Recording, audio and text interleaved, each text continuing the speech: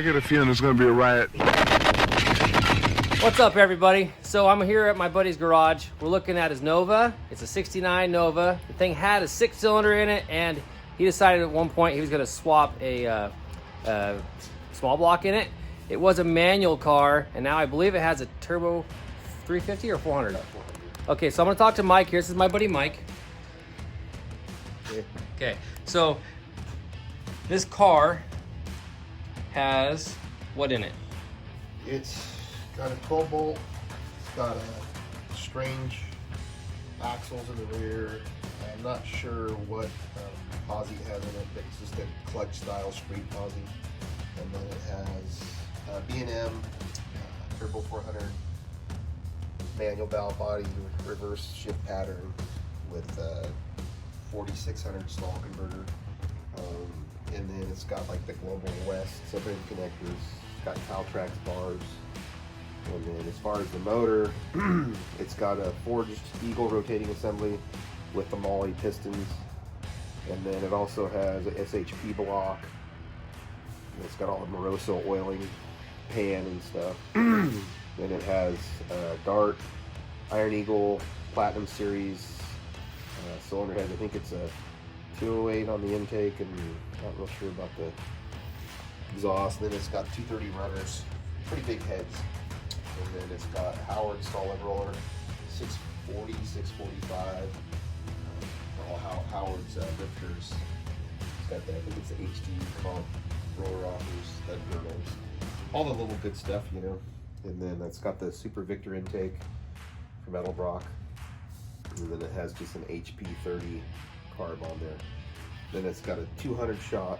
I think that's as far as that plate goes. It's an Edelbrock plate, and then it has, I think, just an NOS system as far as the tank and so on. But it's got a trans brake too. I forgot about that. Okay. What were your plans with this car? Well, supposedly this build, like talking to the, I guess you call the experts at Summit and Jigs, kind of helped me get the combo together. I just wanted to have like a weekend warrior car that was, you know, legit, you know, pretty quick car. They claimed that this combination would run like a 10-second on motor, and then like a low 10, high 9 with a nitrous. And I never could get the car to run right.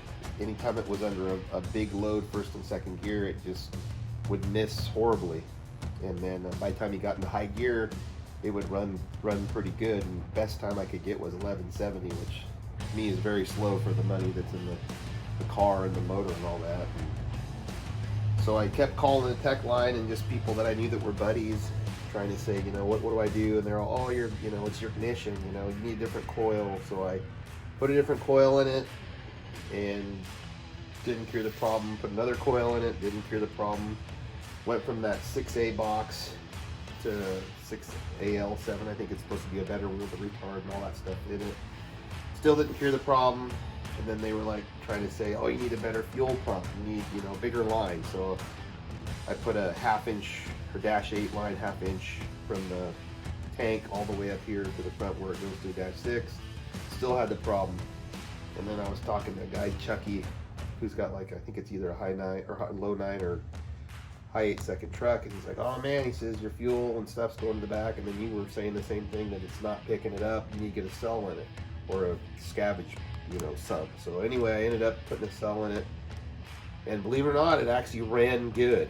And I was like, holy shit, you know, this is the problem. So I took it out, and I mean, it got it on. And so I tried to make a pass on the highway here just to see if it cool. Made my way back, and boom, that was it. Just Too much horsepower? Yeah, or just maybe it leaned out. I don't know what happened, but it just smoked number 3 piston. Yeah, somewhere down there's a small hole somewhere. Is it leaking coolant? Yeah. I don't think we saw oil, right? Yeah, it blew oil. It did blow oil? Yeah. Okay. So, what were your plans after this motor?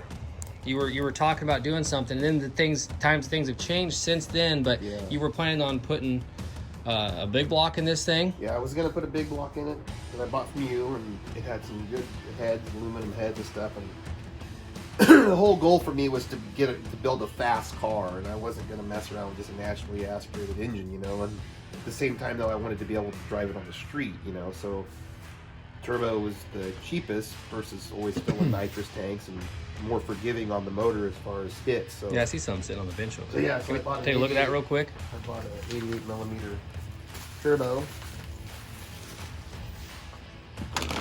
Is it sitting on it? Yeah.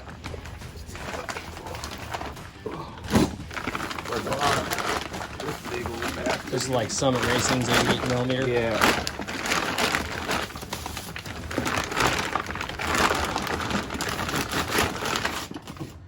It's a pretty nice piece. It's a biggie. Yeah, it even has a, I believe that's a billet wheel, right? Yeah, I think so, yeah. It was like $1,000 or something to the door. Pretty good deal. So then things are changing now. So this car, it's got a lot in it, all right? It's got a small block, and then was gonna be a big block. Let's show you what the inside of this car looks like real quick. So this thing isn't it's not set up as a race car. It's on the edge of race car, it's old school. So, if I get a little light in here.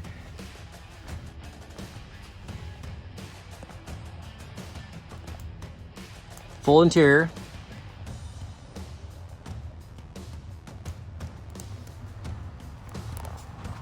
And then trunk, there's the cell he was talking about. Nitrous tank.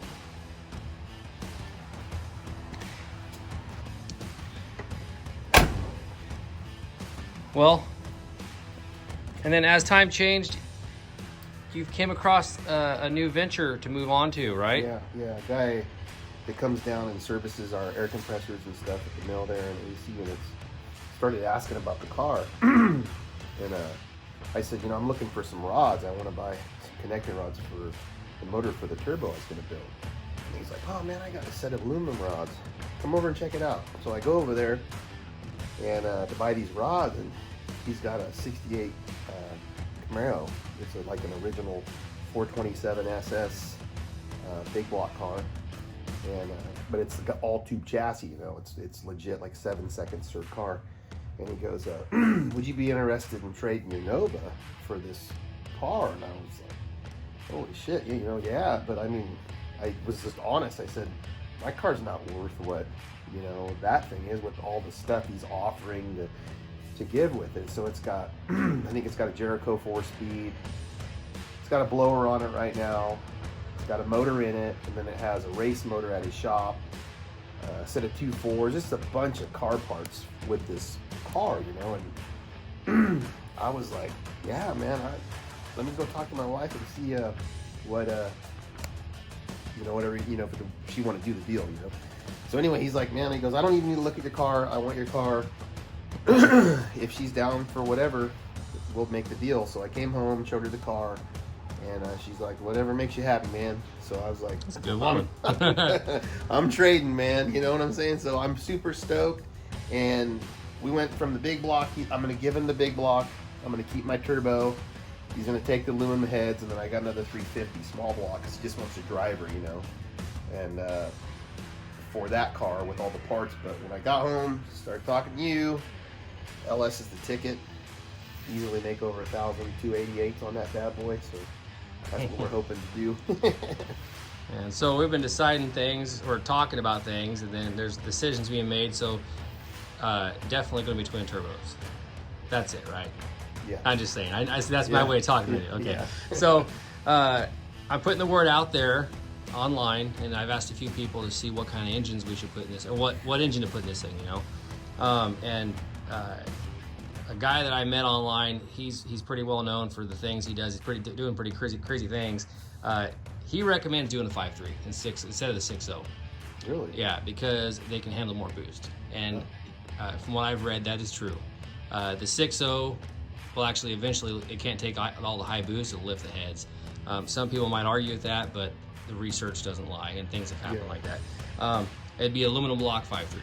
Oh, cool. A little lighter. Realistically, it's the same size engine, realistically. Yeah. And then there was the 488, right? The 388 and the 427. Those are your good options. Okay. Commonly, it's 388.